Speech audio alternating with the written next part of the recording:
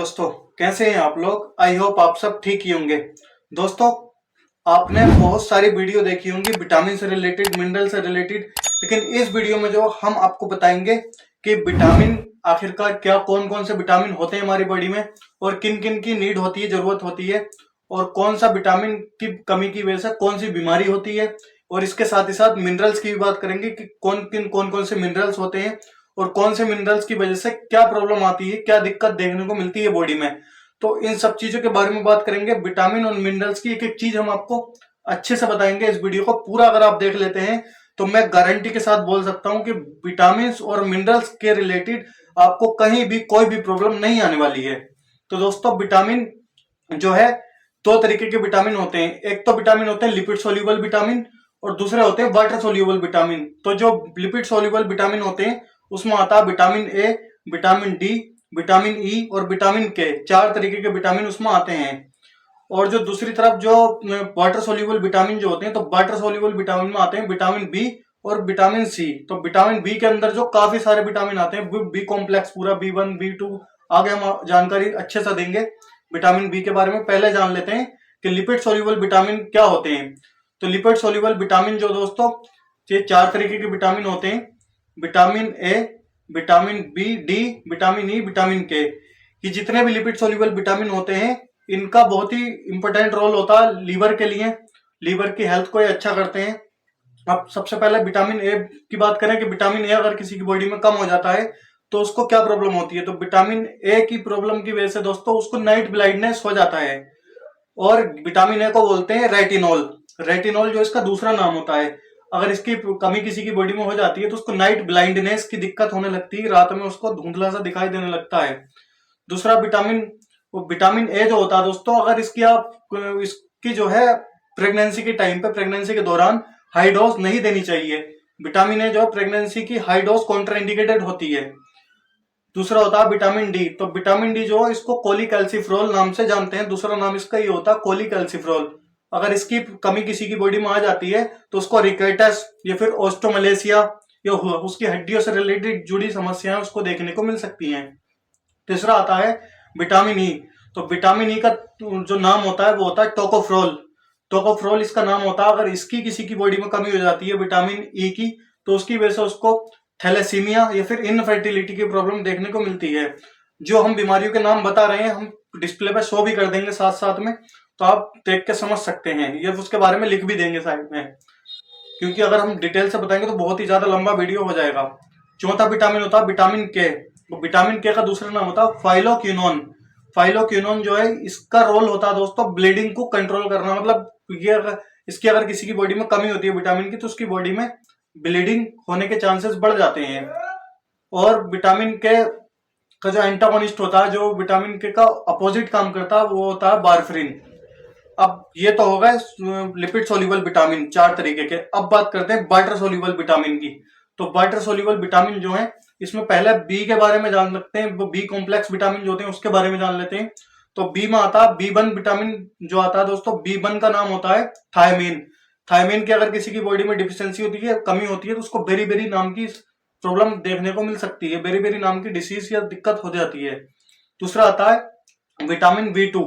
इसका नाम होता है राइबोफ्लाविन। राइबोफ्लाविन की अगर डिफिशियंसी होती है, कमी होती है, तो उस कंडीशन में अरिबोफ्लावोनिसिस होने की प्रॉब्लम हो जाती है, ये दिक्कत हो जाती है। इस बीमारी का नाम जो है हम जैसे बोल रहे हैं उसके साथ साथ में उसका फोटो शो कर देंगे, आप देखकर समझ सकते हैं कि ये दिक्कत होती है। तीसरी होती है विटामिन बी3। विटामिन बी3 का नाम होता है नियासिन। नियासिन की अगर डिफिशियंसी हो जाती है, कमी हो जाती है, तो उस कंडीशन में बीमारी होती है पेलेग्रा। पेलेग्रा नाम की बीमारी उस कंडीशन में होती है। और विटामिन बी3 जो होता है, इसका जो जब एंटी हाइपरलिपिडेमिया जो दवाइयां चलती हैं, जो कि कोलेस्ट्रॉल को कम करने के लिए दवाएं चलती हैं, स्टेटिन क्लास की, एटोरवास्टेटिन, सिम्वास्टेटिन, तो उन दवाओं के साथ में भी विटामिन बी3 दिया जाता है उसको जल्दी रिकवरी दिलाने के लिए।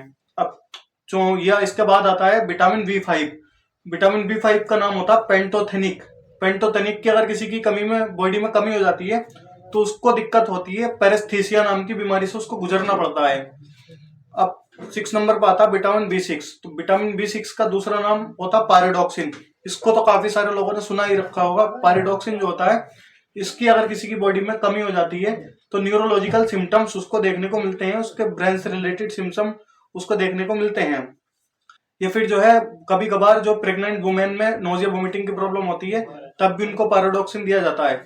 इसके अलावा विटामिन B6 या फिर पायरोडॉक्सिन तब भी दिया जाता है जब उनकी आइसोनियाजिड जो टैबलेट आती है, जो कि टीबी को ठीक करने के लिए दवाई चलाई जाती है, एंटी ट्यूबरकुलोसिस जो दवा आती है आइसोनियाजिड, उसको जब लिया जाता है, उसका जब कोर्स चलता है टीबी में, तो उस टाइम पे विटामिन B6 मतलब पायरोडॉक्सिन को भी दिया जाता है, ताकि उसका जो है न्यूरोलॉजिकल जो सिम्टम्स न्यूरो जो दिक्कत है उसकी वो उसको ना देखने को मिले, नर्व डैमेज ना हो उसकी। 7वें नंबर पर आता है विटामिन B7 जिसको बायोटिन बोला जाता है, इसका नाम होता है बायोटिन। अगर इसकी किसी की बॉडी में कमी हो जाती है बायोटिन की तो उसको एलोपेसिया मतलब गंजापन, उसको बाल उसके गिरने लगेंगे, फिर डर्मेटाइटिस, उसकी स्किन से रिलेटेड समस्या उसको देखने को मिलने लगेगी। इसके बाद आता है विटामिन B9। V9 बहुत ही पॉपुलर है, काफी सारे लोगों में आप में से जानते होंगे इसको फोलिक एसिड भी बोलते हैं। फोलिक एसिड अगर किसी की बॉडी में इसकी कमी हो जाती है फोलिक एसिड की तो उसको मेगालोब्लास्टिक एनीमिया हो जाता है और न्यूरल ट्यूब डिफेक्ट से भी प्रोटेक्ट करता है। मतलब जो मदर प्रेगनेंसी कंसीव करना चाहती हैं तो उनके लिए ये बहुत ही जरूरी होता है फोलिक एसिड, प्रेगनेंसी को कंसीविंग में हेल्प दिलाने के लिए। अब कई बार जो मीथोट्रेक्सेट टैबलेट चलती है लोगों की, जिसमें कि जो कि एक एंटी कैंसर दवा है, तो जब मीथोट्रेक्सेट टैबलेट चलती है तो उसकी लेने की वजह से जो है फोलिक एसिड डाउन जाने लगता है, डिक्रीज होने लगता है, तो उसके साथ में भी इस टैबलेट को लेने की सलाह दी जाती है फोलिक एसिड को। और प्रेगनेंसी कंसीव होने से 1 महीना पहले इसको स्टार्ट कर दिया जाता है, इसको फोलिक एसिड टैबलेट को। ये मेगालोब्लास्टिक एनीमिया को भी रोकती है। विटामिन B12 का दूसरा नाम होता है कोबालामिन या साइनोकोबालामिन।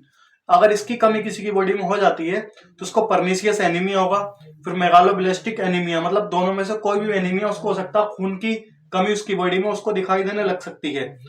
और जो है विटामिन B12 जो है, जैसे किसी को डायबिटीज की प्रॉब्लम है तो अगर उनको लंबे टाइम तक डायबिटीज रहती है तो उनके हाथ पैरों में सुन्नी रहती है, डायबिटिक फूड वगैरह जिसको बोलते हैं, तो न्यूरॉन्स उनके डैमेज होने लगते हैं, तब भी इसको लेने की सलाह दी जाती है विटामिन B12 को। इसके बाद आता है विटामिन सी।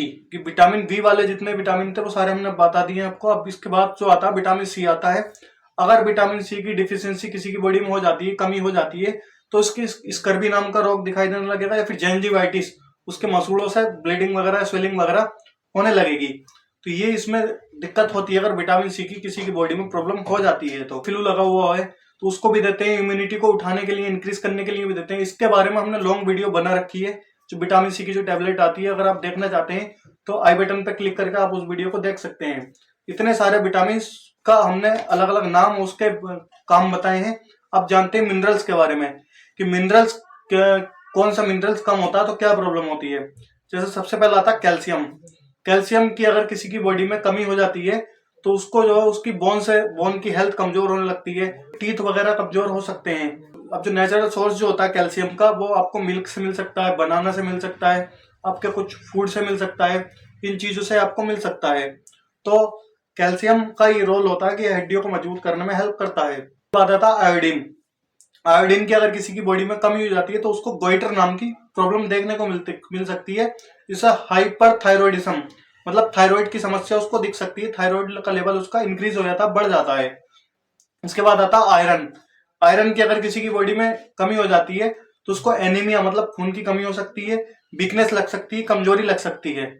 तो ये इसके बाद इसमें आता है मैग्नीशियम। मैग्नीशियम की अगर किसी की बॉडी में कमी हो जाती है तो उसको जो है वीकनेस लगेगी, उसकी मसल जो है वीक हो जाएंगी, ट्विचिस मतलब एकदम से थोड़ी सी लूज लूज उसको लगने लगेंगी, या जो है उसमें वीकनेस आने लगेगी।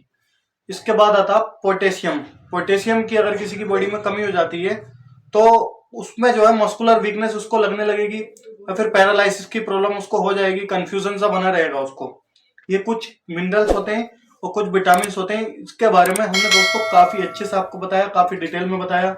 अगर आपको वीडियो पसंद आया तो चैनल को सब्सक्राइब करना, वीडियो को लाइक करना। ऐसे ही नॉलेजेबल वीडियो के साथ हम मिलेंगे आपको नेक्स्ट वीडियो।